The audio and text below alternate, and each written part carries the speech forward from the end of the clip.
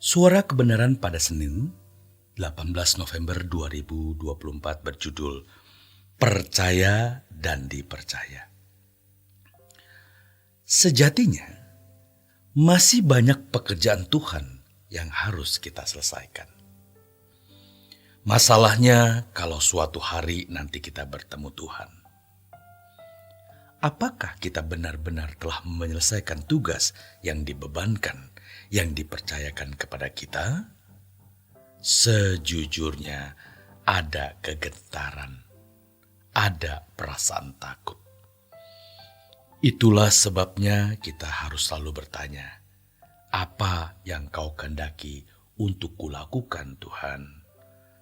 Apa pekerjaanmu, rencanamu dalam hidupku yang harus kutunaikan? Sebab kalau kita percaya kepada Yesus sebagai Tuhan dan Juru Selamat, maka tidak bisa tidak kita juga dipercayai Tuhan untuk melakukan pekerjaannya. Jadi, percaya kita kepada Tuhan itu ada timbal baliknya. Kita mempercayai Dia sebagai Tuhan dan Juru Selamat yang karenanya kita menundukkan diri dan memberi diri untuk diproses, dikembalikan ke rancangan Allah semula. Dan setelah itu kita harus melakukan pekerjaannya. Jadi kita tidak bisa mengatakan percaya kepada Tuhan tanpa dipercayai Tuhan. Tidak mungkin.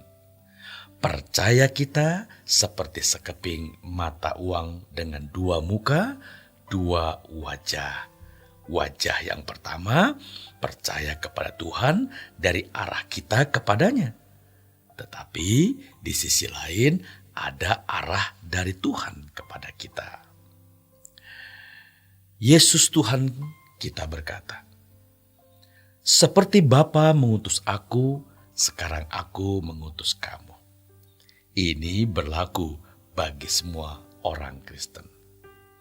Ini bukan hanya berlaku bagi mereka yang menjadi aktivis gereja, majelis gereja, pendeta, atau mereka yang duduk di bangku sekolah Alkitab lalu menjadi penginjil. Ini berlaku untuk semua orang yang mengaku percaya kepada Yesus. Bukan hanya untuk mereka yang belajar teologi secara khusus. Itulah sebabnya kita patut memperkarakan apa yang Allah kehendaki dalam hidup kita untuk kita penuhi, apa rencana Allah, pekerjaan Allah yang dipercayakan kepada kita untuk kita tunaikan atau kita selesaikan. Seperti yang dikatakan di dalam Yohanes 4 ayat 34, ucapan Tuhan Yesus, "Makananku melakukan kehendak Bapa dan menyelesaikan pekerjaannya."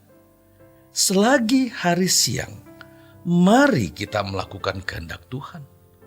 Dunia bisa berubah di luar prediksi manusia. Kita tidak mengharapkan perang Israel-Hamas hari ini akan berkepanjangan. Kita juga tidak mengharapkan perang Ukraina dan Rusia akan berkepanjangan. Kita tidak ingin ketegangan di Laut Selatan, ketegangan antara Taiwan dan Cina, Korea Utara, Korea Selatan berkepanjangan. Kita tidak mengharapkan. Tetapi banyak hal yang bisa terjadi di luar pemikiran dan prediksi kita. Kalau kita yang sudah begitu serius bekerja untuk Tuhan, menurut penilaian kita sendiri sudah serius, ini pun masih ada ketakutan, ada kegentaran. Maka kita tetap harus belajar untuk lebih serius. Kita persembahkan hidup, berusaha tidak punya keinginan-keinginan dunia lagi seperti dulu. Berusaha untuk hidup kudus. Dan setiap kita menghadap, kita perkarakan. Apakah masih ada pekerjaan Tuhan yang belum kutunaikan atau belum kuselesaikan? Bayangkan saudaraku, bagaimana dengan mereka yang tidak peduli dengan jiwa-jiwa yang terhilang? Mereka hanya peduli dengan diri sendiri, keluarga sendiri, cita-cita, keinginan sendiri yang tidak diarahkan untuk kesukaan hati Allah.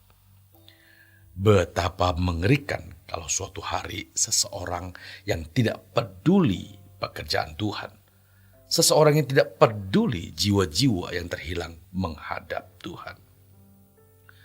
Apakah dia bisa berkata seperti Kain berkata, "Apakah aku penjaga bagi adikku? Apakah aku penjaga bagi saudaraku?" Sejatinya iya. Kita harus menjaga saudara kita yang lain. Ada banyak orang yang benar-benar lemah, miskin, tidak berpendidikan, rusak moralnya, dan masa depannya pun gelap.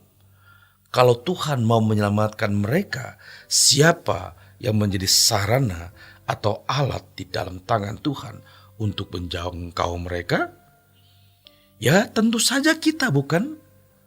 Tuhan mau memakai kita untuk menyatakan kasih-Nya, menyatakan hadirnya di dalam hidup orang lain melalui hidup kita. Karenanya, kita minta kepada Tuhan untuk memiliki hati seperti hati-Nya. Terbeban terhadap jiwa-jiwa yang terhilang, memandang jiwa-jiwa yang terhilang seperti Tuhan memandang.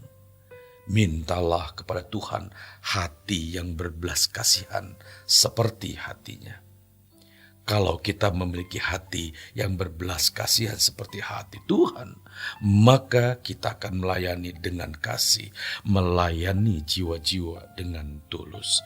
Kita tidak mencari uang, nafkah dalam pelayanan, tapi kita memberikan hidup kita. Tidak salah seorang hamba Tuhan hidup dari pelayanan. Tidak salah hamba Tuhan mendapatkan nafkah dari pelayanan. Tapi bukan karena nafkah itu kita melayani. Kiranya Tuhan membukakan pikiran kita untuk memiliki hati yang mengasihi jiwa-jiwa seperti hati Tuhan Yesus sendiri.